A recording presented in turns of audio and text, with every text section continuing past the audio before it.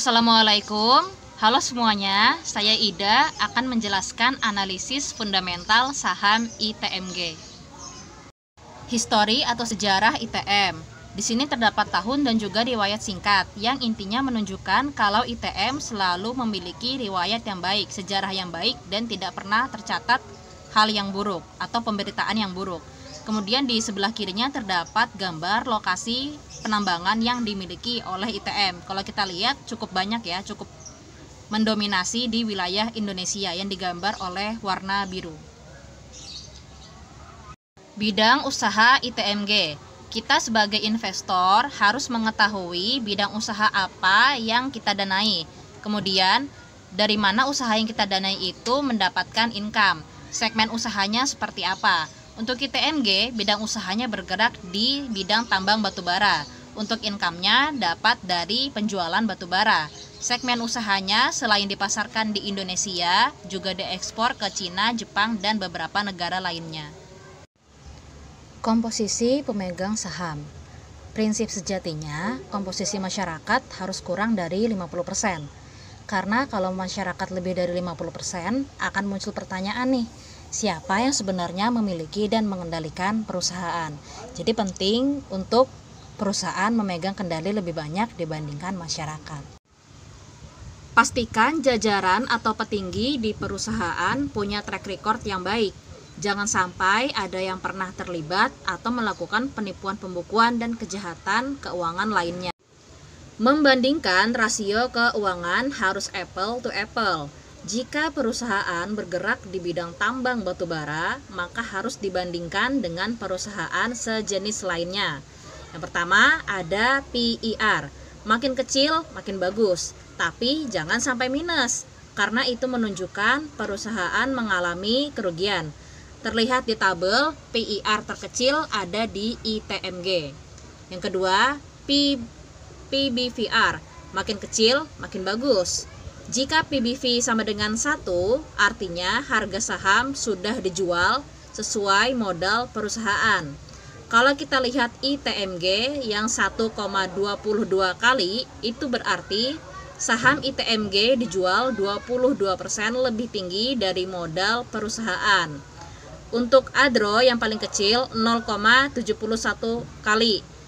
Karena 0,71 itu artinya harga saham lagi dijual diskon ya, 71% di bawah modal perusahaan.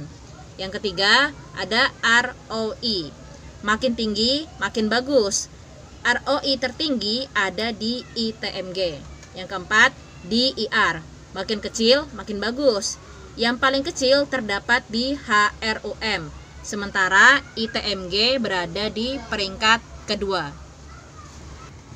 Yang kelima, ada dividend yield atau imbal hasil. Makin tinggi, makin baik. Dividend yield tertinggi ada di INDI. Tapi hati-hati, karena INDI punya utang, bahkan di atas 300%. PER-nya minus, yang menandakan perusahaan rugi, dan juga ROE-nya minus.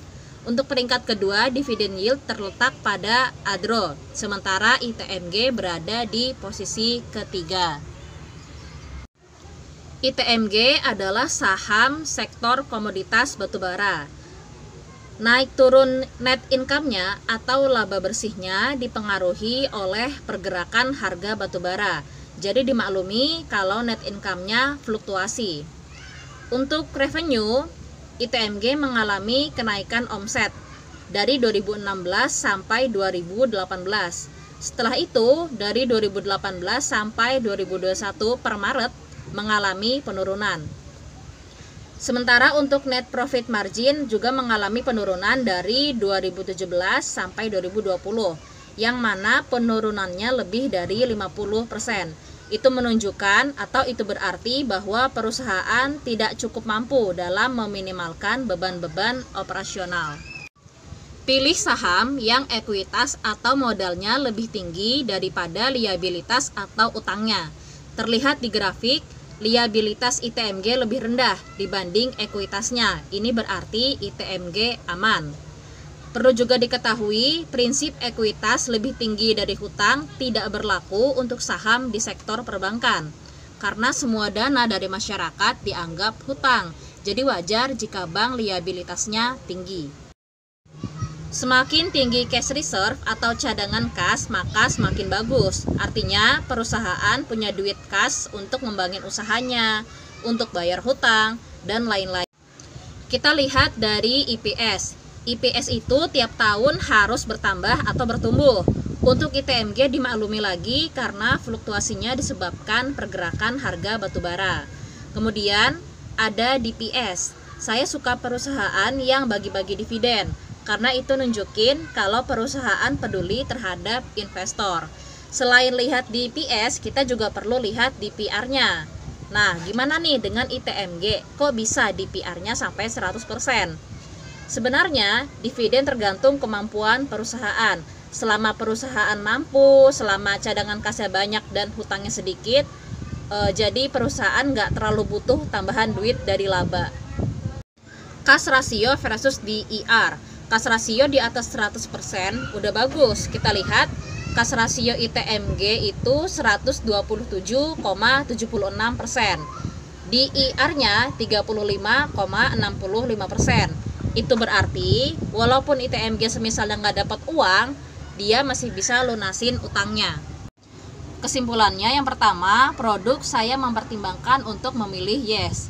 Kenapa? Karena produk batubara diprediksi bisa bertahan dalam jangka 5-10 tahun ke depan. Untuk revenue, saya pilih no, karena omset dari 2018 ke 2021 mengalami penurunan. Kemudian yang ketiga ada net profit, saya juga memilih no, karena dari 2017 ke 2020 penurunannya lebih dari 50%. Untuk aset, saya mempertimbangkan yes, karena mengalami peningkatan di 2016 sampai 2018. Walaupun turun di 2019 dan 2020, mulai kelihatan stabil lagi di 2021 per Maret. Kemudian ada liabilitas, saya mempertimbangkan yes, karena liabilitasnya tidak lebih tinggi dari ekuitas. Kemudian ada rasio keuangan, saya juga mempertimbangkan yes, karena jika dibandingkan dengan perusahaan sejenisnya, ITMG menempati peringkat yang baik. Kemudian ada GCG atau Good Corporate Governance ya, tata kelola perusahaan. Saya mempertimbangkan yes, karena tata kelola perusahaan berada di bawah jajaran dengan track record yang baik. Perusahaan juga peduli dalam bentuk CSR. Terakhir ada sektor. Saya mempertimbangkan untuk memberikan warning. Kenapa? Karena sektor batubara ini terancam digantikan oleh energi terbarukan. Kemudian di total mendapat 5 yes ya, atau 5/8. Kesimpulannya adalah saya akan membeli saham ini, tapi mungkin akan di hold dalam jangka 5-10 tahun saja. Sekian presentasi dari saya, mohon maaf bila terdapat banyak kekeliruan. Terima kasih untuk yang sudah mendengarkan. Semoga kita sama-sama maju dalam mempelajari analisis fundamental.